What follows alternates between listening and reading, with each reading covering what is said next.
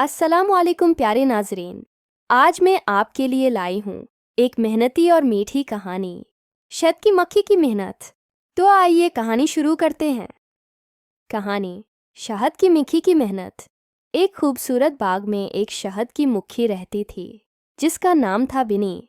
बिनी सुबह सवेरे फूलों पर जाती, रस नेक्टर जमा करती और अपने छत्ते में लाती थी। दूसरी मक्खियाँ कभी कभार आराम करती, मगर बिनी हमेशा मेहनत करती रहती। वो कहती, मेहनत करने वाले को कभी भूख नहीं लगती, क्योंकि वो खुद अपना मीठा बनाता है। एक दिन तेज हुआ आई, कई फूल झड़ गए और सब मक्खियाँ परेशान हो गईं। लेकिन बिनी ने हिम्मत नहीं हारी। वो उड़कर दौड़ के बाग में गई, वहाँ से रस जमा किया और वापस आकर छत्ते में डाल दिया। सब मक्खियाँ बोले, बिनी, तुमने हमें भूखा नहीं रहने दिया, तुम वाकई बहादुर हो। बिनी मुस्कुराई और बोली, बस मेहनत और हिम्मत ही असल मिठास है।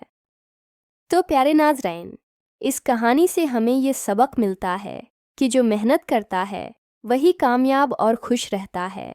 अगर आपको यह कहानी पसंद आई हो तो लाइक, शेयर और सब्सक्राइब ज़रूर करें। अगली कहानी में मिलेंगे एक और प्यारी सी कहानी के साथ।